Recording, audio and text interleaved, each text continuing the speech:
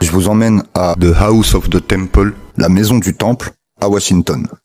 Donc c'est un temple maçonnique qui a été construit en 1733 par les membres du rite écossais ancien et accepté.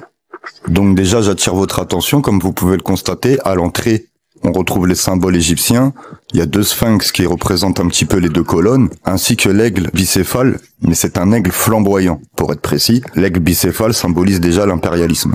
Donc pour ceux qui croient que c'est New York, je vous rappelle que Washington c'est la capitale des États-Unis, et donc les États-Unis c'est censé être un pays démocratique, bien que George Bush senior et junior aient été président de ce pays. Et là on peut noter que l'impérialisme est le symbole de l'entrée de ce temple. Et je voudrais vous faire noter également, bon, c'est une anecdote là dans le propos, mais les ailes de cet aigle font penser aux ailes d'Isis ou de Gilgamesh en Mésopotamie. Donc vous venez avec moi, on rentre à l'intérieur. Comme vous pouvez le constater à l'entrée à gauche, nous avons un prénommé Albert Pike. Donc déjà, nous allons voir ensemble qui est Albert Pike. Donc Albert Pike est un avocat, un général confédéré et un écrivain américain né le 29 décembre 1809 à Boston et mort le 2 avril 1891 à Washington. Après avoir été admis dans la fraternité The Independent Order of Odd Fellows en 1840, fut initié à la franc-maçonnerie en 1850 dans la loge Western Star numéro 2 de Little Rock. Il reçut d'abord les 10 degrés du rite d'York entre 1850 et 1853, avant de recevoir d'Albert McKee les 29 premiers degrés du rite écossais ancien et accepté en mars 1853 à Charleston, en Caroline du Sud.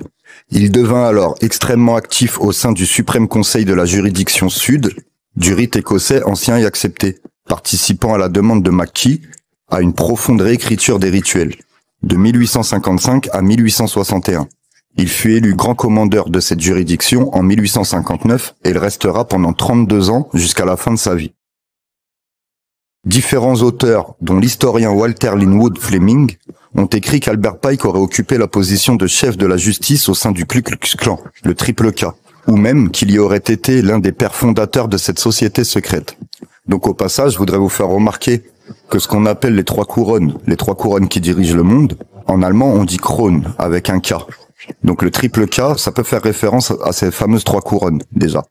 Donc il faut savoir qu'il y a une lettre de Pike qui avait été adressée à Giuseppe Mazzini, en date du 15 août 1871, dans laquelle Pike explique le but des trois guerres mondiales, dans des termes étonnants pour un écrit de 1871. Donc cette lettre, elle a été cataloguée au British Museum, et je vais vous lire un extrait.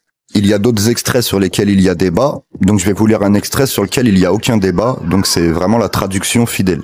Nous déchaînerons les révolutionnaires nihilistes et athées, et nous provoquerons un formidable cataclysme social qui montrera bien aux nations, et dans toute son horreur, l'effet de l'incroyance absolue, mère de la sauvagerie et du plus sanglant désordre. Alors partout, les citoyens obligés de se défendre contre la minorité folle des révoltés extermineront ces destructeurs de la civilisation et les innombrables désabusés de l'adonaïsme, dont l'âme déiste sera jusqu'à ce moment restée sans boussole, ayant soif d'idéal, mais ne sachant à quel dieu décerner leur hommage, recevront la vraie lumière, par la manifestation universelle de la pure doctrine luciférienne, rendue enfin publique, manifestation qui surgira du mouvement général de réaction à la suite de l'écrasement de l'athéisme et de l'adonaïsme, christianisme, tous deux vers le même temps vaincus et exterminés.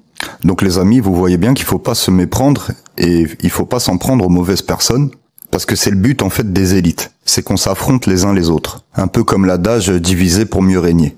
Bon, on y retourne. Au-delà de la statue à l'entrée, vous pouvez vous rendre compte que le temple en question rend réellement hommage à Albert Pike. Il y a d'ailleurs un autel avec toutes ses décorations acquises et des peintures à son effigie. Vous pouvez aller voir ce que c'est le rite écossais, au passage.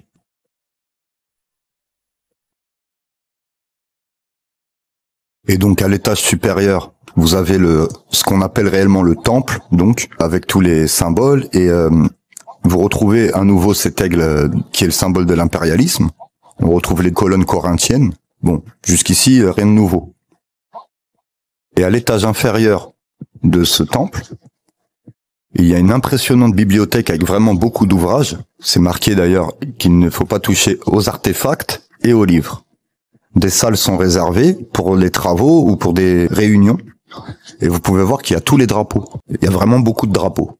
Donc voilà, c'était pour vous expliquer qu'une des couronnes est Washington, bien que chaque État aux États-Unis dispose de ses propres lois. Washington du district de Columbia, en tant que capitale fédérale, ne fait pas partie des 50 États de l'Union et dépend directement du Congrès.